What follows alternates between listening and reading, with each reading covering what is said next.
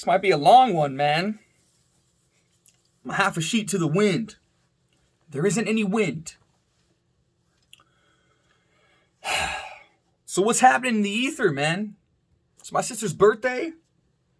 Every year on the same day, she has a birthday. Go figure. This is what we're drinking, though. It's in reverse, but Tres generaciones añejo.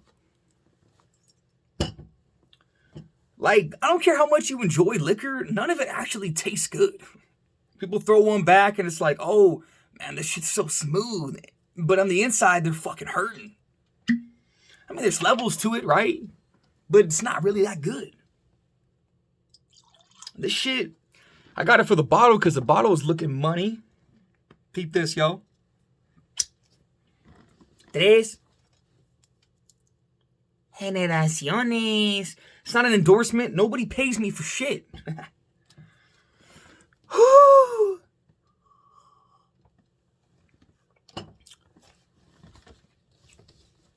I mean, what's the skinny this season, right? You know, I saw, this is like a common thing that people say, right? Like, they complain about how people only share the positive moments on the gram. Or whatever, or the socials, you know, like whatever. And like, I get it. Like, you know, that's the argument. Like, people only share the positive. Don't buy into it. They never show the negative. They just show you the highlights of their life. Like, that's, don't buy into it. It's a facade. It's an illusion. Nobody's life is that good. Here's the thing, though. You gotta have your wits about you enough to understand and like see through the bullshit. Like if you're out here scrolling through the timeline and you're like, man, that person's life must be good. Like they have no issues, right? Or they got a lot of money and they're flexing the new whatever, the new Nikes or whatever, and it's Fashion Nova and like, oh, she's too hot. I'll never look like her. Like, look, man. If you're not smart enough to understand that these people also have problems, then what, like that's on you, man. Like, you can't blame the TV show for corrupting young minds when your parenting is not on fleek. Like, it's up to you to decide for yourself what you're gonna take in. Like, there's a filter here. That's why we have a brain and shit. That's why, like, we take in information. Like, of course, people are only gonna show you the highlights. Like, again, I understand the argument. But what I can't have trouble with is like how people think it's not fail to understand like the reasoning behind it. Sure, some of it's marketing, and they're selling an image and a lifestyle. But if you think these people's lives are perfect, then you're an idiot. Like, you go on a vacation, you always show them the highlights, right? Like, that's what people do. People want to share the positive moments. People want to share the good news with people. Like, yes, we want people to be real, but you don't want to be a fucking Eeyore. Like, always just complaining about shit. Like, most people complain about shit because, like, they vent and whatever. But, like, you don't want to, like, who wants to scroll through your Instagram and just see people whining about shit all day? Nobody wants to see that. Or if you have something inspirational to say, you're going to share it. Or you're going to think twice and be like, oh, I don't want people to think I'm being too positive. I'm going to like hold back. So again, it's like I get the argument, but like, why is it so hard for you to understand why it happens that way naturally? This is what naturally happens. So let me like get it straight. Like, you want people to like, you want to change it? You're not going to change it, dude. You're not going to change it. There's just some things in this world that you're just not going to change. Like, this is the natural progression. It wasn't a plan to like, oh, we're gonna create this machine and then everyone's gonna put the positive highlights of their life and then it's gonna cause all this depression, because it does. Don't get it twisted, like, it does. But it's up to you to fucking like to understand that people have lives outside of the Instagram photos. That's not up to the people posting it to let you in on all the ins and outs. Like, that's not what it's for. It's highlights. Positive highlights. It's not all positive. Some of it's fucking just fluff. But I just don't see what the issue is. Like, I get it. But I don't know, man. Like, fuck. That's just what people naturally want to do. I mean, right? But you want to argue about it and shit and whatnot. Here's the thing about arguments, right? You can't win an argument on a probably. You know, you got a debate going on, healthy, and like, you're sitting on a bunch of probablys. Well, it probably, nah, son. You have no credibility if it's a probably. If you don't stand firm on your argument, 1, you're not believable. 2, you're not going to win the argument. And 3, you clearly don't know what you're talking about. You can't speak with any confidence using the word probably. Confidence, it's like it can be, it works on more than just one sense. All of it, like you can really sense that when it's like real. So like, I posted this shit on Facebook, right, on the book. I expect nobody to be watching these fucking videos, but I'm not trying to trash homeboy who. Okay, so here's what I posted, right? Something along the lines of people hating on Drake for having ghostwriters, yet put Eazy-E in their top 10. Now let me give you some. Eazy-E, whatever. I think he's super overrated. But the whole point wasn't to trash Eazy-E. Rest in Peace-E. It was just to say like people in general, people are a lot of people are selective with their bias. When it suits their preference. Like, you're gonna trash Drake for having some writers, but like, you're gonna throw Eazy-E in your top 10 when like Cube fucking probably wrote most of his shit. Again, no shade. And you know, like, when I'm on Facebook, dude, like, here was another post that I made. I'm like, yo, don't take my shit too seriously. A, Facebook's a complete joke to me. 2, I don't really expect like anybody to see this shit. And 3, like, I just like pushing people's buttons on there because like people are just fucking way too fucking sensitive. So it's like I made this post, right? Knowing it's gonna piss people off. It's fucking entertainment to me. I'm bored, I wake up and I have these thoughts. Sometimes I just feel like typing them out. And Facebook is the perfect place to take a dump right on the floor, run right through it, run your feet through the carpet, and just fucking bounce out. People will get super heated and offended over nothing. And it's like, that's your problem, not mine. Yeah, it's not like the most peaceful way to go about life. What the fuck do I care?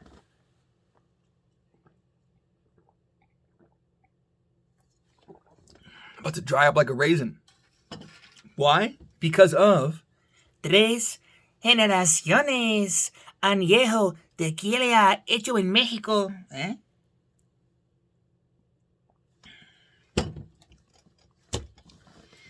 But it's like, and then some dude who I know, cool cat, right? What did he fucking say? Something about like Eazy-E, whatever. Eazy-E, we know Ice Cube wrote some of his shit when Drake probably has a room full of shit. I'm like, yo, that's your rebuttal is a probably? Man, I wish I would have wrote it down, but I didn't. But it was like, you're so sure of one thing because it's confirmed that Ice Cube wrote a lot of Eazy-E's raps. But then you're going to say, well, Drake probably has a room full of probably. No, I don't care what comes after that, because the probably, it's a shaky argument. You're not going to win the argument with the probably. I didn't even say anything back because it was just too, I'm not going to even waste the time. Oh, like, this is probably happening. So it's like, unless you're actually fucking there, what are you saying? Like, you have nothing, you're running with no footing. You can't win an argument on a probably. That doesn't, not with me anyway. What's an example? What's a good example? Like,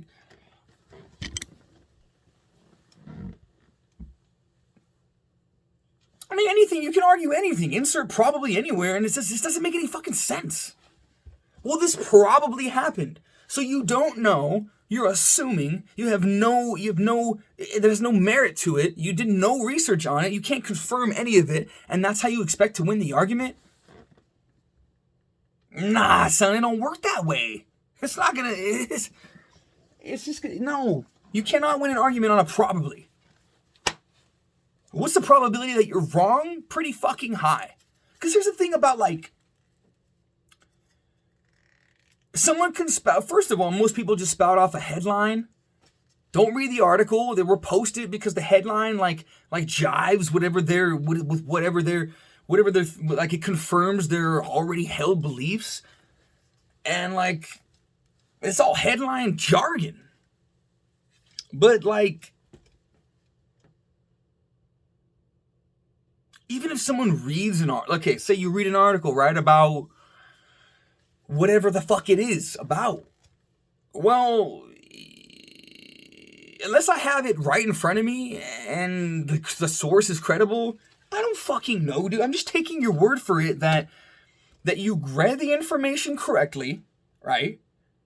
You understood it properly, and that you're repeating it and communicating it to me accurately. Like, otherwise, I'm just getting your version of a study that I don't even know I can trust in the first place.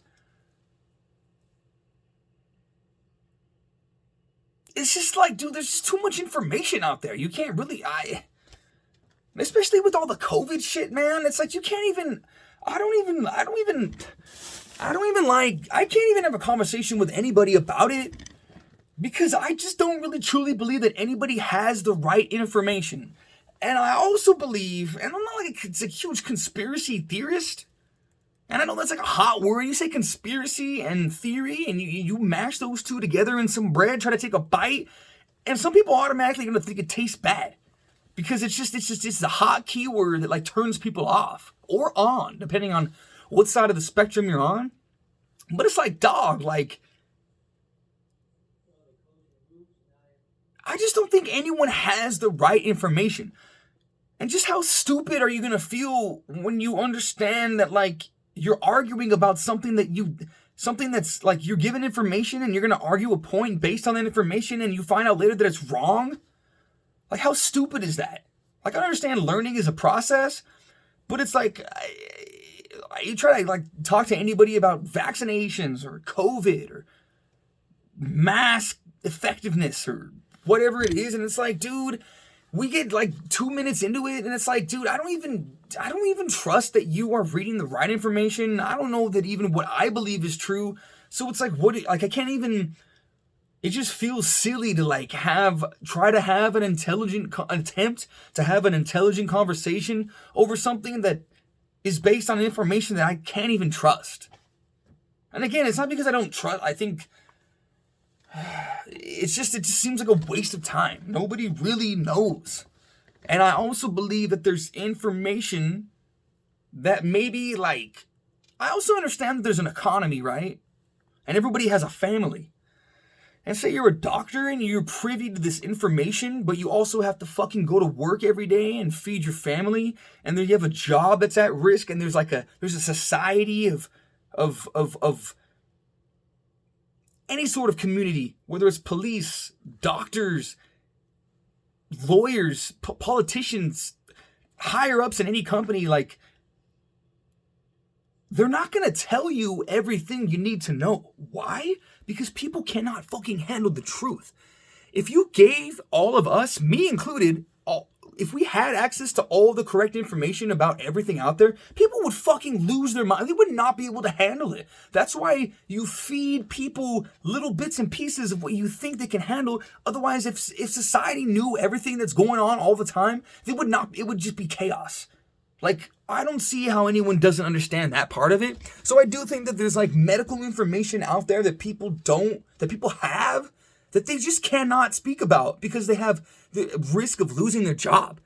Does that seem like so crazy of a concept? I feel like that's easy enough to understand. Like, I can't speak about this. I'm going to lose my fucking job.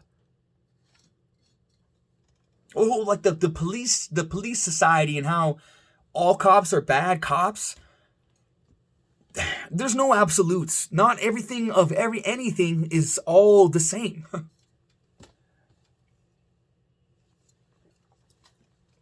But I do understand that there's like a society, it's like a fraternity vibe, and it's like, yo, if you like American Gangster, one of the GOAT movies, Denzel's the GOAT, and you know, they got what's his fucking name? Russell Crowe, he's the cop, right? And he finds the money in the car, and then homeboy, him and his partner turn the money in. And they're walking through the precinct, and everyone in there is just like fucking just dogging him. Fucking Boy Scout. Cause it's like, yo, there's a society here, like there's an understanding that you don't turn the money in. This money is circulating in the market, the black market, which the police are a part of. Like we use this money, like it's circulating, like this is the market. Like you can't, if you're not with us, you're against us mentality. Like that exists, whether you want to believe it or not. So they're running through the precincts, they're going through the precincts and they're counting all this fucking dirty money that they found. It's heroin money. And everyone's looking at them like, what the fuck's wrong with you? What are you doing? You're a Boy Scout. You're not supposed to turn the money in, you keep it, or we split it, or whatever. Like, you're not supposed to let that information out. That's an important part of the movie. And then he's like basically ostracized because of it. That's happening. Like there's risk of losing your job for telling the truth. As sad as it is, but that's just the reality of it, brother. So like that's what I think. I just think there's shit going on and we're arguing about bullshit and we don't even know it. And we sound stupid. If there was a fly on the wall that knew everything, an ominous, all-knowing fly on the wall that knows everything, he's fucking laughing at all of us. And I'm included.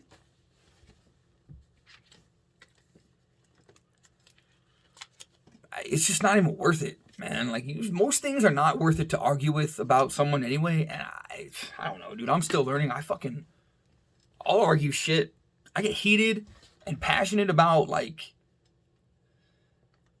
I'll do it. But when it comes to the COVID shit, it falls apart for me, man. I'm like, yo, what are we really talking about here?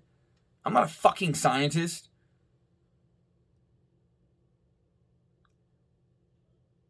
Like, even, like, if you're a doctor and you're writing some shit, you're breaking it down so, like, layman's like you and I can understand it. Even though in your mind, you have a way deeper understanding of what's going on. This is just, like, the watered-down version so, like, the civilians can understand it.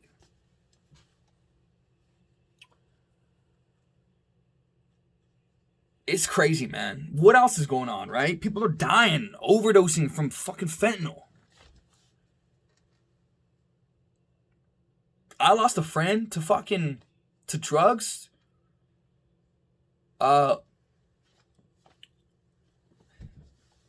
Last year. I can't say exactly what happened. I don't even know, but I just know he's not here anymore. And he was 27, 28. And he fucking got caught up. And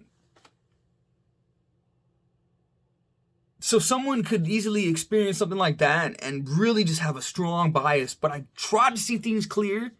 People are dying of fentanyl overdoses left and fucking right. I'm not saying that's how he went out, but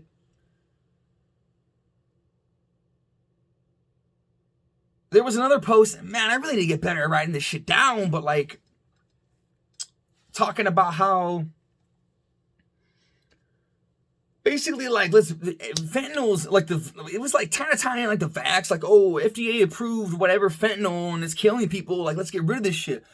Look, man, like drugs are here, like pharmaceuticals, like there is a use for them. You can't just ban drugs.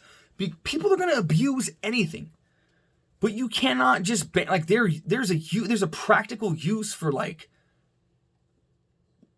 every drug, in my opinion. That's why there's doses. There's a lethal dose and there's like a pharmaceutical, a medical dose. Like, some people need painkillers to kill their fucking suffering. And then it gets in the wrong hands and people abuse it. Like, you can't just take away the useful drugs because some people decide to abuse them. Like, some people need this shit. There's a practical use for fentanyl. Yes, it's taking lives, and I've seen shit happen, but like, yo, like, that doesn't mean you can't, there's just this all or nothing black and white. Like, yo, people need this shit. So you can't just fucking take that shit away. People are always gonna abuse shit. Sugar, caffeine, alcohol, sex, drugs, fucking air. AirPods. Remember that shit? Like, the problem isn't the drugs, the problem is the human beings. You may not want to believe it or not, may not want to believe it, but there's a recreational use. There's a safe way to do things that tend to be dangerous when you overdo them. The danger comes with overdoing it, not the practical use. Like, you cannot, no, dude. Like, this shit's, we need some shit, you know? To, like, ease people's suffering. That's the whole point. And the only other point is, like, share, dislike. I don't care. Leave a comment. Subscribe. Tsunami Chavez. That's me, man. Like, get involved. Leave a comment. Talk some shit. Leave a suggestion. Follow me on Snapchat, Tsunami Chavez. Instagram, Fuck. What else? Twitter? Man, Twitter's hard to fucking get people pissing in an ocean. Follow me. Whatever. Message me. Whatever. Collab with me. Suggest me. Send me clothes so I can wear them. Send me shoes. Send me tequila. Like 3 generaciones. Añejo hecho en México. Do it, man. I'm about to turn 30, and I've decided I'm going to fucking Mexico. I always wanted to go to Mexico, right? In February, that's when my birthday is. I never do anything for my birthday. I never go on big trips. But I'm fucking doing it. It's my dirty, man. I'm fucking turning dirty. Let's go it. Meet me in fucking Mexico in fucking February. It's going down.